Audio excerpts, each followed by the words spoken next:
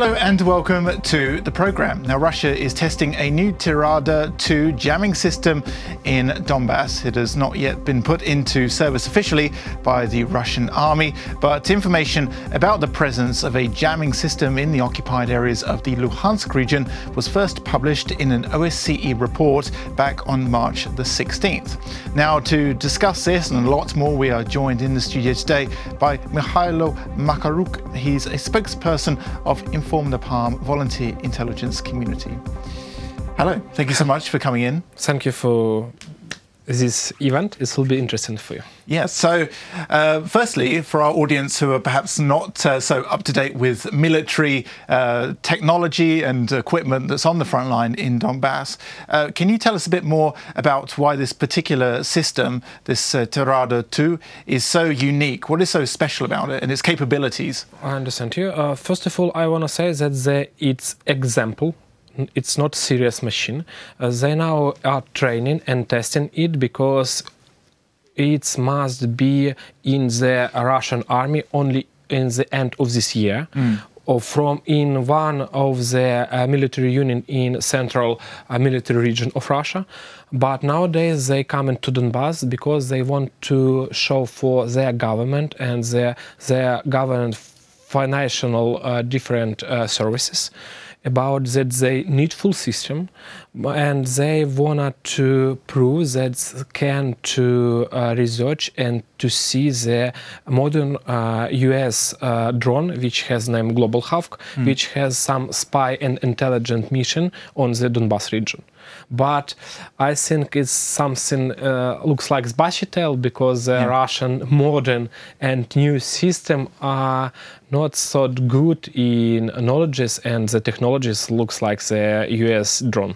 Yeah, and were you surprised to see the system in occupied Luhansk region? Because it was the OSCE that first pointed out that it was there because they have aerial reconnaissance systems that they use to monitor what's happening on the front line. But it was your organization that gave them the coordinates of where it was, and you found out a bit more. So were you surprised? Because really Russia's been using eastern Ukraine as a sort of test ground almost for other weapons in the past. You know, I think that the Russian is the most biggest idiots in all the world, because if they proclaim that they have the modern supersonic system which can give the intelligence by the space area, and they say that they wanted to test it, why they don't go to the Crimea? Why they go to Donbas region? Because the Global Hawk also has an intelligence mission near the Crimea region. But they come into Donbas because they have some peculiarities. Why?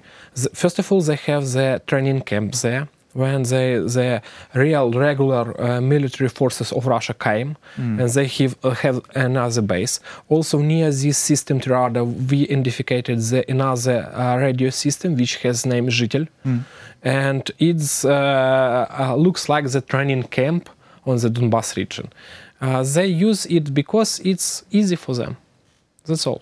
It's easy to come, easy to have the all fields, all bases to make some training with them. Yeah. And is this, we don't actually know that much about this particular piece of equipment, obviously, because it's Russian military hardware that they're still developing at the moment. So what do we know apart from sort of the basic information? Do we know much about its capabilities apart from its interception? First presentation of the project of this sample was 2 years ago on the MAX. It's the big aerospace forum near the Moscow, but it was only a simple toy. I saw this. Yes, it was really small, simple toy. But when we began to indicate this unknown radio system as far as we understand that the Tirada by that has some peculiarities, and some of the Russia channels show it on some military trainings. They don't know that what is the system, but we understand that later. And nowadays we can say that the Russian government says that the radio system, are good in space intelligence service. They must to show for their radio system the connection and the in what area the different space drones looks like the global hubs are now in real time. But it's only, I think, that the Russian says what is real, nobody knows. And is that different to the jamming systems that they already have? Yeah, sure, because why they come in to show it? Because they need the money from Russian government for make this system good and make systems more work than nowadays. And Russian government has no a lot of money because they sanction doing good their jobs, and they destroy Russia economic. I see, but do you really think that they would need to test it in Donbas to get money from the government? Why not? Because it's a good training camp for these systems. But they could test it in Russia, no? I mean, if they wanted to prove that it works or not. They must to prove the results. And they can, so we fixed the global hub, which are flight near the Donbas region, and we can show you how it's doing and what it's doing. But why? But why do you think that they would need to come to eastern Ukraine to test the actual weapon? Because I mean, as I said, like if they could test it in Russia and you could calculate the results, you don't necessarily have to take it somewhere and prove that it works. They have no another areas over the Russia world where they near the such modern system of flight like says global hub. Yeah, and I mean, are there tests that are done to make sure that sort of the Ukrainian side, when they have their reconnaissance drones and their surveillance, that perhaps they can get round it somehow? Perhaps the Ukrainian side actually have systems that are superior to the Russian side? We have no any spy system because we have no any spies aviation. For example, Ukraine. We have any spy satellites in space. Ukraine haven't it, but the US have, and the US training and gives the good information for Ukrainian military forces by this spy drone.